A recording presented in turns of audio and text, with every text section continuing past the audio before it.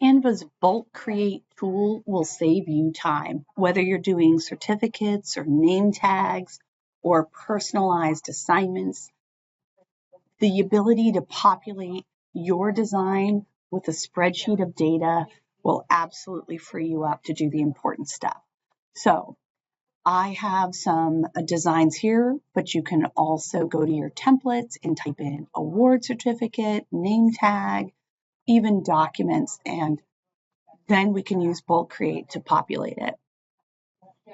So here I have a certificate where I want to put in someone's name and I want to put in their particular sport. So if I go over to the left column and hit apps, search for bulk create. It's not a real fancy one, but here it is. So now it's going to ask you to upload or manually enter the data, and I already have it in Google Sheet. Select your sheet, click Done. So it knows by the title of my sheet that I have student names, I have their sport, I also have their level, which I'm not interested in right now, so I'm not going to use that one.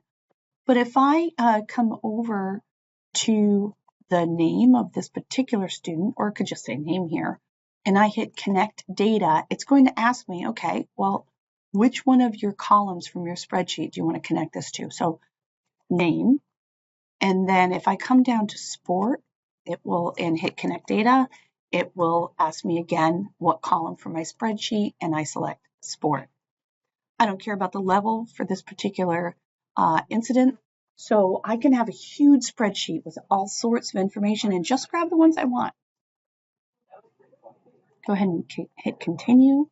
And because I had 4 students, but imagine having 60 students, this would be a lot of work, really time consuming. But I have my 4 students from my spreadsheet. If I wanted to deselect one because this one, I don't need it, I could do that as well. I'm going to create 4 separate designs or 4 separate certificates, and it said it already did it. View the design.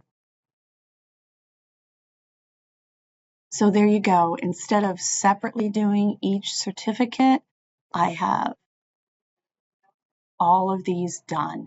There may be some situations where I need to come in and just, if it's a really large name, come in and just minimize the font.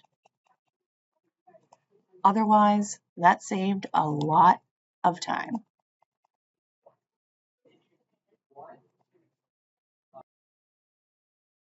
Here's another example of using bulk create. In this one, I used generative AI to help me create debate questions.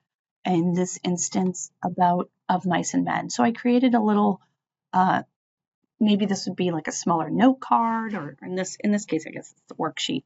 But I went to ChatGPT in this case, and I said, give me 20 open-ended questions that are thought-provoking and arguable about the novel of Mice and Men. Now, this is something I could have done myself. To be honest, I probably would have come up with 5 right off the bat. But to have 20 and to be able to have a situation where students can just pair up and have their own mini argument or discussion, I think is pretty powerful. So some of these are really, really good. In what ways does loneliness shape the behavior and decisions of the characters on the ranch? How does Steinbeck portray power and who truly holds it? And is Curly's wife more of a victim? So lots of ideas here, 20 questions immediately. So I'm going to grab these, go to bulk create.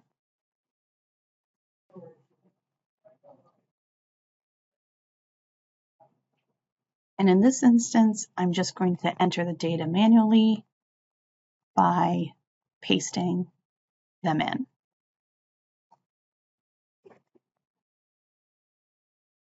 Create 20 designs. If I don't like a few questions, I can deselect them and view my design. So once this populates completely, again, there might be a situation where I just resize a little bit. But what I can do now is I can use this at the beginning of each class for a whole class discussion, or I can hand these questions out, all of them, all the questions out to have smaller little paired discussions. So this was a matter of minutes, and it's pretty powerful use of bulk create.